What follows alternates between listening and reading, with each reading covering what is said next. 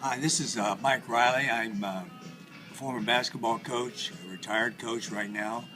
Uh, I'm going to take you back to way back in 1960 when I graduated from college, where I played college basketball out in Oklahoma.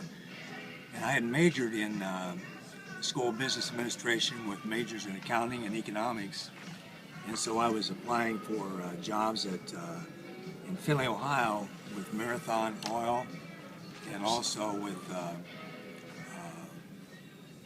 Cooper Tire.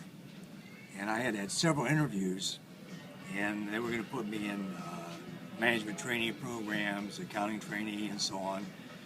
And so it was just a decision I had to make which company I wanted to work with and what type of job I wanted. And so I stopped after the second interview with both the companies. I stopped at a restaurant and was having a cup of coffee and just collecting my thoughts. And some gentleman came by and he said, "Aren't you Mike Riley?" And I said, "Yeah." He said, "Why? I used to watch you play high school basketball." He said, "Are you out of college now?" I said, "Yeah, I played college ball out in Oklahoma." And I said, "I'm just coming back from several interviews in business." And he said, "Oh, I thought maybe you'd probably go into coaching." He said, "Did you know that Van Loo, even though it's early July, Van Loo's still looking for a head basketball coach?" And I said, "No, I hadn't really thought about that."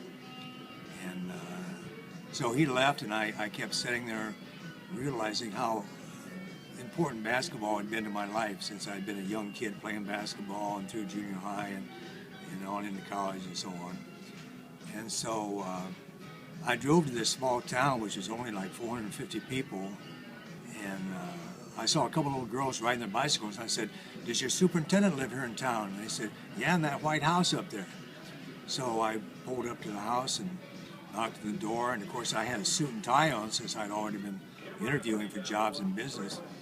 And so the missus answered the door, and I could tell she was used to entertaining or at least inviting prospective teachers and coaches into her home. She said, "Oh, come on in, he'll be downstairs in a minute." Well, as fate would have it, they were having a board meeting that night to hire a new basketball coach, and they had already interviewed him several times. So he came downstairs and walked to the living room. He said, "Young man, can I help you?" And I said, "Yeah, I understand you have a basketball position open. I thought I'd talk with you about it." He said, "Oh my." He said, "You know, we've interviewed a young man from Findlay College, and he played basketball there." And he said, "You know, we're probably going to hire him this evening." But he said, "Tell me a little bit about yourself."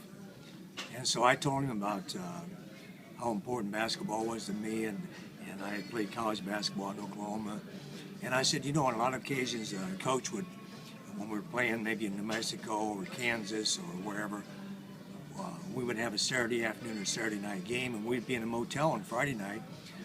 So he would sometimes call a cab or maybe check with an alum and take me to a high school game. And I would sit there and study the game. Why is Team A beating Team B? Playing better defense, better shot selection, fewer turnovers. And I said, I really had studied the game to the point I really had a good philosophy developed. So I started telling him these things. He said, "Well, you know what?" He said, "If you're not doing anything," he said, "why don't you come up and I'll introduce you to the board later on." So I went up there, and he had been there for 35, 40 years as the administrator, a former teacher, a former coach. And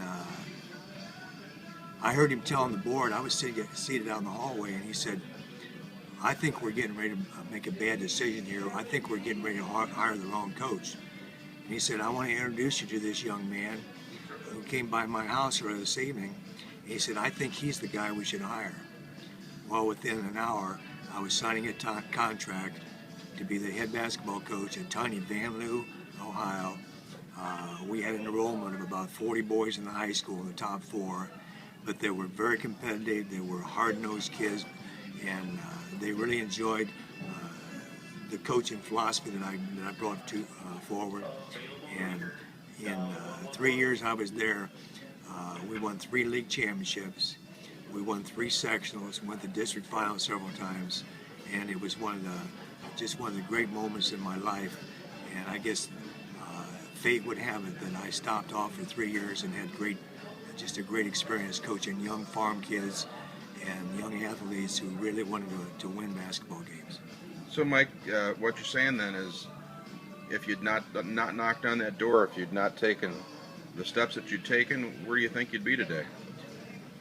That's hard to believe, but I didn't even go there anymore, thinking that, well, I could have made more money in business. I could have probably had more material things in life, but you know what? When I knocked on that door, it opened up opportunities that I never could even dream of, as far as going into coaching, winning a state championship, coaching in Europe, and so that knock on the door opened up many doors for Mike Riley.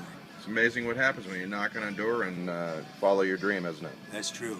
Thanks for sharing today. I appreciate it. You're welcome.